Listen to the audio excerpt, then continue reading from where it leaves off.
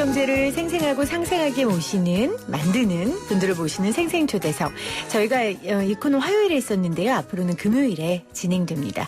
앞서 생생 인터뷰에서도 코로나19가 저소득, 저학력, 청년층, 여성, 임시 일용직 이런 취약계층에 훨씬 타격이 크다는 것을 다시 한번 알 수 있었는데요. 안 그래도 이 양극화가 우리 사회에서 심각한 상황인데 코로나19로 기울어진 운동장이 아예 그냥 엎어질까 봐 정말 걱정이 됩니다. 우리 시대 어른이시죠? 장발장은행의 홍세화 은행장과 오늘 함께합니다. 선생님 어서 오세요. 안녕하세요. 반갑습니다. 네, 반갑습니다. 네, 오늘 생생퀴즈 정답 제가 말씀드렸어요. 장발장은행 이렇게 해주셨는데 2156님이 장발장은행이요. 은행장님 어려운 사람들에게 힘이 돼주셔서 감사합니다. 이렇게 보내셨고요. 9225님은 인터뷰 아직 하지도 않았는데 장발장은행 같은 은행이 있어요? 이번 기회에 새로 배웠습니다. 이렇게. 네, 아직도 모르고 계신 분이 계시네요. 그러게요.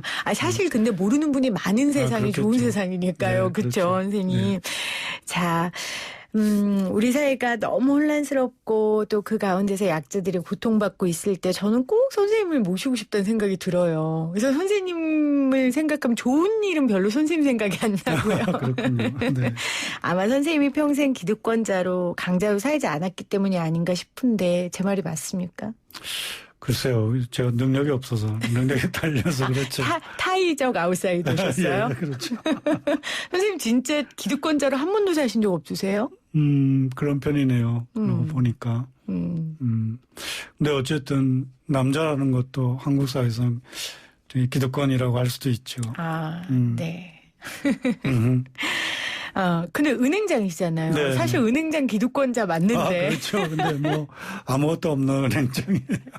근데 장발장 은행이라는 게 문제예요. 네, 그렇죠? 네. 장발장 은행 어떤 곳인가요? 벌금형 받았는데 벌금 못 내면 이제 교도소에 갇힙니다. 그런데 그래서 몸으로 때워야 되는데요. 그럴 처지에 있는 분들 중에 몸으로 때울 처지도 못 된다. 돌봐야 되는 아이가 있다거나 어르신이 있는 이런 경우에 있는 분들의 신청을 받아서 그 벌금을 무담보, 무이자, 신용 조회 없이 빌려주는 그냥 드리는 건 아니고요. 빌려주는 은행입니다. 네. 지금까지 지금 한 5년 반 됐어요. 네. 생긴 지가 864분에게 총 15억 2천만 원을 빌려드려서 어쨌든 그분들은 교도소에 가지 않을 수 있었죠. 네. 무담보, 무이자, 그다음에 신용 조회 전혀 안 하는 네, 그런 그러니까 은행이 있군요. 중요하게 보는 거는 신청자가 워낙 많기 때문에 중요하게 보는 거는 그분의 이제 집안 형편, 돈도 없는데 몸으로 때울 수도 없는 분, 그러니까 하루에 그 교도소에 갇히면 이제 10만 원씩 차감되거든요. 그러니까 예를 들면 300만 원 벌금 받았는데 못 내면 30일 동안 자유를 빼앗기죠. 이제 그런 처지에 있는 분들이 1년에 대충 교도소에서 몸으로 때우는 분이 3만 5천 명. 이런 수준, 그것도 조금 줄어서 그런데 법이 바뀌면서, 근데 아직도 바뀌어야 할 법이 있고요. 네, 그렇군요. 최근에 코로나19로 워낙 다 어려운 상황이니까 우리 장발장 은행의 고객님들이 더 많이 생겼을 것 같은데 물론 한계가 있으시니까 다 고객으로 받아주실 수는 없고 문의가 네, 다 그렇죠. 많죠. 이게 이제 그 재원이 이제 이 역시 시민들의 성금이고 그렇죠. 지금까지 한 8,900명의 개인 단체 교회 이런 데서 지금 한 11억 6천만 원 이렇게 감사하네요. 네, 성금을 보내주셔서 일을 할 수 있게 됐지만 그런데 워낙 이제 신청하신 분이 많으니까 네. 다 거기에 신청에 응답할 수는 없는 처지죠. 그렇네요. 장발장의 고객님들은 워낙 우리 은행장님이 마음 아파하고 또 관심 갖는 분들이니까 그분들 제외하고 선생님께서 최근에 가장 가슴 아프게 생각하는 사람들이 있다면 선생님의 시선이 머무는 뭐 직업군이라고 해도 좋고요. 계층이라고 해도 좋고요. 어떤 분들이 있을까요? 그건 뭐 계속되는 그런 일종의 그러니까 문제의식이랄까 이런 건데 역시 이제 산재로 일터에서 그 목숨을 잃거나 다치거나 하는 분들 그런 노동자들 이 문제가 왜 해결이 되지 않나라는 그런 생각을 갖고 있고 그 다음에 이제 중요한 것은 역시 이제 인간의 존엄성에 맞는 주거 공간을 갖고 있지 못한 분들 그러니까 이 곰팡내 나는 데서 아이들 데리고 이렇게 살아야 되는 이 좁은 공간에 그런 생각이 드는 것은 워낙 이제 위정자들을 볼 때 무슨 이러니까 무슨 뭐 집이 몇 채고 아파트가 몇 채고 10억이다 20억이다 이런 얘기가 주로 나오는 저 반대편에 그야말로 아주 열악한 그 주거 공간에서 살아야 되는 이 민중 네. 가난한 분들이 잘 보이지 않는 그런 것이 꼭 얘기를 하고 싶은 거죠. 선생님은 뭐 늘 가난하고 어려운 분들과 함께 하셨으니까 뭐 주택으로 몇십억 벌었다 몇백억 벌었다 이런 분들 보면 진짜 다른 나라 얘기실 것 그렇죠. 같아요. 전혀 이제 딴 세상 얘기죠. 네. 그러니까 이제 우리에게 이런 문제가 좀 있는 것 같아요. 예를 들면 부의 대물림 얘기를 하지 않습니까? 부가 대물림 된다. 이건 사람들이 많이 얘기하고 다 알고 있어요. 그러면 그 반대편에 가난의 대물림이 분명히 있거든요. 그렇죠. 근데 가난의 대물림에 대해서는 많은 사람들이 관심도 없고 얘기도 안 하고 그런 문제가 있지 않나. 그래서 좀 의지로 그런 쪽으로 시선이 가야 된다.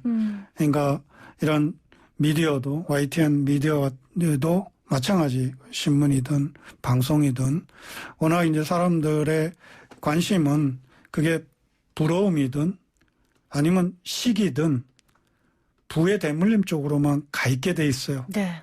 그러니까 가난은 잘 안 보이죠. 그러니까 예를 들면 1년에 매일 5명이 지금 산재로 네. 죽음을 당한다거나 37명이 자살한다거나 하는 이런 것이 이제 다 바탕에 있는 거는 인간의 존엄성을 지킬 수 없는 가난의 문제잖아요. 그렇습니다. 네, 결국 그래서 그런 부분에 정치든 경제든 그런 부분에 관심과 지원과 정책이 다가가야 된다 이런 네. 생각을 하고 있습니다. 선생님이 인간의 존엄성이라는 말을 지금 여러 번 하셨는데요. 제가 선생님이 최근에 내신 책 이 결 거침에 대하여를 지금 읽고 있어요. 네. 그 책의 좀 한 구절을 네. 제가 읽어볼게요. 네, 네. 자유는 스스로를 지킬 수 있는 기본적인 물적 토대를 필요로 하며 이 기본적인 물적 토대는 인간의 존엄성과 행복 추구권의 조건이기도 하다. 춥고 배고픔이라는 가난과 그런 결핍 상태의 지속에 대한 불안은 사람들로 하여금 나를 짓는 자유를 누릴 수 없게 한다. 양극화된 사회, 승자 독식의 구조 아래 수많은 사람들은 삶의 과정에서 합리적 선택을 가능케 하는 기본적 자원조차 가지기 어렵게 되었다. 저는 이 말이 선생님이 하시고 싶은 핵심이 아닐까 네, 싶거든요. 그렇습니다. 제가 잘 잡았죠? 예, 그렇네요. 아주 왜냐하면 훌륭한 독자십니다. 네. 왜냐하면 선생님이 짓다라는 말을 굉장히 네, 좋아한다고 그렇습니다. 예전에 하셨고 그러니까 물질적으로 가난한 게 단지 빈곤뿐만이 아니라 나를 짓는 자유, 그러니까 사람답게 살 수 있는 그렇죠. 인간의 그러니까 이제 이게 물적 결핍 상태에 대한 불안은 인간 영혼을 잠식한다고 그랬어요. 그러니까 바로 이 불안 때문에 인간성이 위축되거나 훼손되거나 이런 상황이 벌어지는 거죠. 그러니까 누구나 인간답게 살고 싶고 인간답게 살고 싶다는 거의 전제의 조건은 당연히 배고프지 않는 기본의 네. 욕구가 해결되는 거고 그 이상의 나를 조금 더 존귀하게 책에도 그렇게 쓰셨던데 그렇게 만들고 싶은 게 인간의 또 욕구 중에 그렇습니다. 하나인 거잖아요. 그렇죠. 사실 근데 우리 사회가 그런 부분은커녕 아까 말씀하신 주거의 문제, 뭐 배고픔의 문제까지 해결해 줄 수 없는 상황 가운데 있으니 선생님 마음이 참 더 아프실 것 같아요. 양극화가 지금 굉장히 심각한데 계속해서 양극화를 심화시키는 가장 큰 원인이 뭐라고 생각하세요? 역시 이제 제가 볼 때는 한국 사회의 이 어떤 그 평등의 가치, 그다음에 좀 진보적인 경제 정책 이런 것이 제대로 분단 상황 속에서 제대로 자리 잡히지 못한 것이 가장 중요한 배경이 아닐까 그런 생각을 해요.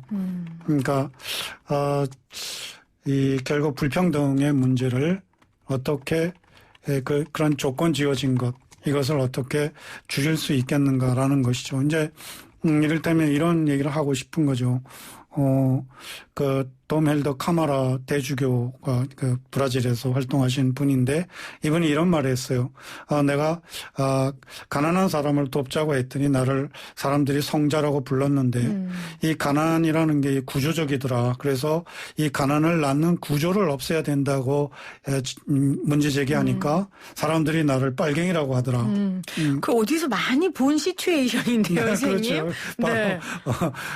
거의 똑같은 얘기죠. 네. 그러니까 그런 문제가 한국 사회에서 여전히 관철되고 있는 이 경제 정책도 그렇고 이를테면 한국에서 많이 나오는 얘기 중에 세금 좀 올리려면 바로 폭탄 얘기 나오잖아요. 세금 폭탄. 그런데 제가 아는 바로는 보유세라든지 이런 것은 OECD 평균의 절반도 안 되거든요. 그런데 이런 사회에서 그런 논리들이 아주 주장되고 받아들여지고 하는 이런 것이 결국 분단체제와 무관하지 않다라는 생각을 갖게 됩니다. 그래서 선생님이 이제 최근에 칼럼 제목을 가난의 대물림과 정치라고 쓰셨어요. 그러니까 이 빈곤이라는 문제를 결국 정치가 해결할 수 그렇습니다. 있는데 우리나라 같은 경우 분단체제 아래서 지금 너무 양극단의 진영들이 펼쳐져 있기 때문에 오히려 우리가 함께 한마음이 돼서 살펴야 하는 가난의 문제에 대해서는 오히려 더 멀어지고 있는 게 아닌가. 네, 그렇죠. 그래서 이제 지금 코로나 사태가 더 이 문제를 더 심각하게 하지 않겠나. 그런 우려가 우려를 할 수밖에 없는 것이고 실제로 최근에 엊그젠가 2, 4분기 경제지표 얘기 나왔잖아요. 네. 근데 상위 20%는 마이너스 4%밖에 그 마이너스 요인이 없었는데 하위 20%는 맨 가난한 분들은 마이너스 18%라는 그러니까 이 수치로도 이미 양극화가 코로나 사태로 더 심해지고 있다라는 것을 수치가 말해주고 있는 상황이죠. 네. 오늘 선생님 초대석은 장발장 은행장인 우리 홍세화 선생님과 함께하고 있는데요. 선생님 그 가난의 대물림과 정치 이야기했으니까 좀 정치 이야기를 조금 해볼게요. 네, 저희가 경제 네. 프로기는 하지만 왜냐하면 네. 선생님은 사실은 그 양극화의 문제에 대해 누구보다 분노하고 문제 제기하시는데 이 문제를 해결할 수 있는 건 구조 시스템이고 네, 정치인데 사실은 문재인 정부가 진보 정권이고 처음 시작할 때 재벌개혁이라든지 아니면 뭐 소득분배 문제라든지 이런 부분에 대해서 굉장히 힘차게 출발했단 말이에요. 네. 지금 점수를 주신다면 얼마나 주시겠어요? 글쎄요. 그 점수를 후하게 줄 수가 없는 상황이죠. 그러니까 제가 이제 한국에서 이 정치에 대한 어떤 폄하랄까 이런 현상이 좀 심하잖아요. 네. 그러니까 저는 이제 이런 말을 하고 싶어요. 그러니까 이건 프랑스의 한 신부님의 말씀인데 정치는 본디 고귀한 것이다. 왜냐하면 이 사회적 연대, 보이지 않는 사회적 연대의 실현이 정치의 소명이기 때문이다. 그러니까 그게 바로 정치의 소명이라는 건데, 근데 한국에서 정치는 이제 워낙 이 싸움판, 이 정치 게임, 권력 게임 여기에 이제 너무 이제 치우쳐 있는 이런 상황이기도 한데, 실은 문재인 정부 들어서서 그런 변화에 대한 기대를 했었는데 정치를 바라보는 시각 자체에 대한 변화라는 걸 기대했었는데 그 기대가 여전히 이전과 별 차이 없는 이 권력 게임에 너무 많은 그런 그 에너지를 소비하고 있다. 지금 사실 예를 들면 검찰개혁 물론 중요하죠. 이건 권력게임 얘기인데 검찰개혁에 비하여 과연 지금 재벌개혁 얘기가 얼마나 나오고 있나 라는 지점 보면 또 서민들을 위한 정책이라든지 그래서 이 미디어를 지배하고 있는 것도 민생 문제 이런 것에 초점이 가 있는 게 아니라 여당과 야당과의 싸움 그다음에 검찰개혁 무슨 공수처 이런 얘기에 거의 모든 정치의 판이 함몰되어 있는 이런 상황이 아닌가 이런 생각이 들죠. 네, 선생님 말씀처럼 사실 정치권은 늘 싸웠어요. 네. 그리고 늘 그 권력 싸움은 있었고요. 근데 제가 요즘 보는 건 이 싸움의 범위가 확장돼서 네. 시민사회 내에서도 먹고 사는 문제가 아닌 물론 중요한 문제죠. 근데 그 중요한 정치의 문제를 가지고 너무 심하게 싸우는 모습들을 제가 봐요. 네. 그 가운데서 선생님도 같은 편이었던 네. 좀 이렇게 유아적기적으로 발언해 죄송합니다. 굉장히 욕을 많이 드시고 계시던데요. 아, 그렇군요. 네. 모르셨어요? 제가 알려드렸나요? 알고 네, 알고 있습니다. 선생님이 변한 겁니까? 세상이 변한 겁니까? 아, 글쎄요. 이제 네. 저는 이제 이런 생각이 드는 거예요. 그러니까 지금 방금 말씀드린 바와 같이 정치의 본령이 있는데 이게 뭐 진보 뭐 보수 이것도 뭐 맞지 않는 구분이기도 한데 이른바 민주 저는 한국의 지금 집권 세력 하고 있는 흔히 말하는 586 이들에 적지 않은 사람들을 전 민주 건달이라고 부르고 싶어요. 네. 네, 그러니까 지금 권력지향적인 이런 그럼 집권을 왜 했는지 이 집권을 했으면 집권을 통하여 무슨 정치를 펴고 싶은지 이거는 잘 보이지 않고 권력을 잡는 집권 자체가 목표인 양 이런 면에서 참 이 받아들이기가 어려운 그런 면이 있습니다. 그러니까 집권을 했으면 일을 해야 되는데 네. 집권 자체가 목적이 돼버린 것 같다. 네, 그런 것에서 뭘 느끼냐면 이를테면 이제 이런 시각에 이제 기본적인 어떤 입장의 차이일 수도 있겠는데 부동산 문제와 관련해서 웬만한 사람이 한 30% 이상 되는 사람이 청와대건 어디건 집이 여러 채라고 해요. 근데 그 여러 채니까 이제 한 채로 줄여라 이런 얘기가 나오는 상황 자체가 이게 질문이 뭐냐 하면 왜 그분들은 왜 여러 채를 갖고 있지? 라는 그런 질문이 있는 거예요. 그러니까 이게 한 채를 갖고 있는 것이 너무나 당연한 일이어야 될 것 같은데 그분들은 그냥 임대업자인가 정치인들이 아니고 이런 생각들. 그러니까 이것이 애당초 위정자들의 어떤 그 철학이나 삶의 철학 이것이 뭔가 저거는 저는 다른 데 있는 것 같다는 그런 생각이 들고 그런 걸 이제 그것이 제대로 비판되지 않고 있는 것이 제가 볼 때는 이른바 빠 문화라고 할까? 네. 진영 논리 네. 이런 거에 의해서 제대로 비판되고 있지 않은 이런 문제 이런 점을 좀 지적을 하고 싶은 거죠. 제대로 비판되지 않고 있다라는 말씀을 하셨는데 네. 사실 오늘이죠. 그 유인태 국회 네네. 사무총장이셨죠. 네네. 그분의 또 기사가 네. 굉장히 이제 많은 논란이 되고 있습니다. 어디서 논란이 되고 있는지는 잘 모르겠지만 아마 지금 선생님이 하시는 같은 결의 이야기를 하고 있는 것 같은데 네. 그렇다면 선생님 우리가 더 이상 분열돼서는 안 되잖아요. 그럼 여기에서 필요한 건 선생님이 아주 처음 대한민국에 갖고 오셨던 그 개념 똘레랑스입니까? 네네. 톨레랑스. 차이를 존중하라는 거죠. 네. 네. 어디까지 존중하고 받아들여야 될까요? 그러니까 그렇다면? 다르다는 이유로 차별하거나 억압하거나 배제하지 말라는 거잖아요. 그러니까 이 차이 자체는 용인을 해야 되는데, 용인을 해야 되고. 근데 차이를 이유로 차별하거나 배제하거나 억압하는 것에 대해서는 단호히 반대를 해야 되는 거죠. 그러니까 톨레랑스의 반대가 불용인이라는 앵톨레랑스인데 그런 거에 대해서는 단호하게 반대하라는 것이 톨러랑스의 철학인 것이죠. 근데 선생님, 그럼 제가 이렇게 질문을 해볼게요. 네. 예를 들면 우리가 부로나 아니면 학벌로나 사람을 차별하면 안 된다. 그건 우리 모두가 다 아는 거예요. 네. 그렇죠? 근데 검찰 개혁에 대해서 예를 들면 검찰 개혁에 대해서 개혁해야 된다라는 사람이 있고 어떤 사람은 이렇게까지 해야 되냐 하는 사람이 있을 수 있어요. 이거는 이런 의견에 대한 차이에 있어서의 관용은 어떻게 그거는 물론 거예요? 당연히 필요한 것이죠. 의견이 다른 거에 대해서.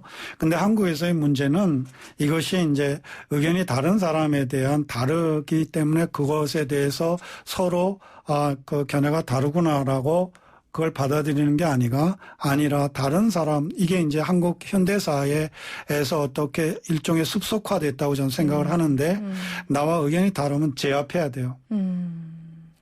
그러니까 이 제압해야 되는, 우리하고 내 편이 아니구나, 전 제압해야 되는 이런 것으로 받아들여지고 있다는 거죠. 여기에 이른바 이제 빠라고 할까, 이런 것이 동원되고 있는 이런 문제는 심각하다고 저는 생각을 해요. 이를테면, 저는 지지의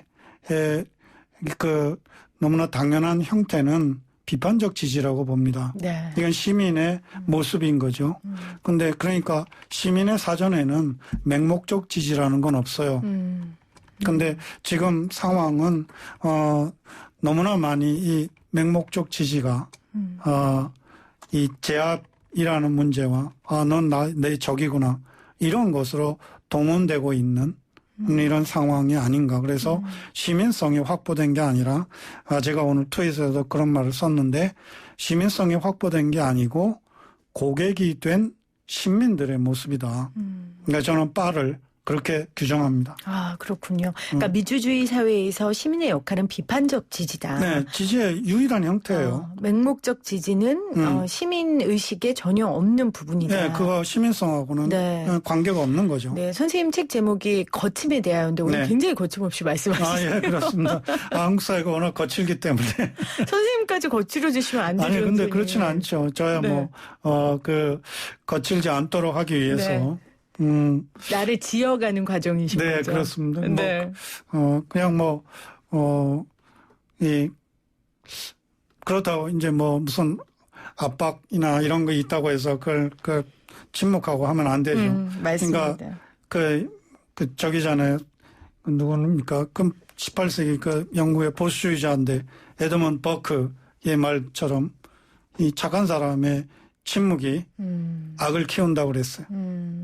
사실 악의 평범성에서도 이야기했던 것들이 그런 거였죠. 네, 그렇죠. 네, 그래서 참 꾸준히 이야기해야 하고 문제 제기를 해야 하는 게 시민의 역할이고 그게 감시의 기능이라는 부분에 있어서 저도 동의를 하고 저도 언론인으로서 제가 개인적으로 지지하는 정권과 정치인은 있지만 저의 기본적인 건 기득권에 대한 견제와 비판이라고 저도 생각을 합니다. 그래서 생생경제 통해서 어려운 사람들 이야기 많이 하려고 하고요. 그렇게 부족하지만 노력하고 있고 사실 선생님 모신 게 코로나19로 양극화 얘기를 하려고 그랬는데 제가 한 달 전에 사실 모시겠다고 했는데 그 한 달 사이에 선생님이 갑자기 정치적 논쟁에 그렇군요. 그렇습니다. 계셔서 제가 오늘 좀 이런 부분에 대한 이야기를 좀 나눴습니다. 자, 선생님 저는 선생님 아까도 말씀드렸지만 짓다. 그 말 되게 좋아한다고 하셨잖아요. 선생님 어떻게 본인을 지어 가실 계획이세요 앞으로? 인간은 어차피 죽는 순간까지 완성된 존재가 될 수 없으니까. 그러니까 사실 지금 이제 정치적인 발언도 있었습니다만은 그게 누군가 마이클 콜린인가 하여튼 최근에 미국 정치철학자가 한 얘기인데요. 확신에 차 있으면서도 틀렸을 가능성을 열어놔야 된다. 대단히 중요한. 그럼요. 어려운 일이고요. 네, 그렇습니다. 그런 자세를 지켜야 되고 그래서 항상 회의하는 어떤 거칠게 얘기하면서도 사실 거칠게 얘기하면서도 회의하면서 틀렸을 가능성 열어놔야 되는. 맞습니다. 그렇죠. 그래야 이제 지을 수 있는 거죠. 그렇지 않으면 회의하지 않으면 의문을 품거나 이러지 않으면 짓는다는 거는 변화되는 건데 변화될 수 없는 거죠. 그렇죠. 짓는다는 건 변화를 기본 전제로 하고 있는 거니까요. 자, 그러면 이제 문재인 정권은 이제 어떻게 본인들의 정권을 지어가야 할까요? 이제 네. 본인이 약속했던 것들과 국민들을 위해서요. 마지막 과제를 좀 말씀해 주신다면요. 그러니까 전 앞서도 말씀드렸습니다만은 정치에 대한 기본적인 철학, 시각 자체의 수정이 좀 필요하다라는 생각을 좀 하고 싶어요. 워낙 한국 사회에서 이 민주화라는 이런 아주 중요한 과정이 있었는데 여기서 민주, 반민주 내지는 진보, 그건 가짜 진보, 가짜 보수라고 진정한 건 아니라고 생각하지만 어쨌든 이 대결 국면 여기에 너무 익숙해지다 보니까 그러니까 이럴 때면 제로섬 게임에 너무 익숙해져 있어요. 그러니까 내가 이겨야 상대편이 지는, 그러니까 서로 윈윈 하는 것에 대한 것이 너무 부족한. 근데 저는 경제도 그렇고 정치도 그렇고 철학 자체가 서로 윈윈할 수 있는 그런 길을 모색해야 된다라는 것인데 그러니까 지금 사람들 심리 자체도 그렇게 되어버린 것 같아요. 너무 이 제로섬 게임에 익숙해져 버려서 내가 말하자면 토론이나 이런 거에서도 내가 좀 지면 내가 패배한 것이냐 이런 식으로 받아들이는 네. 그런 경향이 있지 않나. 그래서 좀 그런 그 게임에서는 좀 져도 되는 거 아닌가. 이런 그러니까 그렇게 워낙 이 반대편 상대방하고의 무슨 정치를 필 때 아무 제로섬 게임에 갇혀 있지 말고 네. 특히 이제 민중의 삶, 이 사람들의 삶을 주로 주시하면서 네. 특히 앞서 말씀드린 가난의 대물림이라든지 이런 문제. 그래서 부동산 문제도 중요하지만 저는 교육 문제도 대단히 중요하다고 생각하는데 그건 지금 거의 손 놓고 있는 네. 현실이 아닌가. 네. 이런 건 정말 문제를 제기하고 싶죠.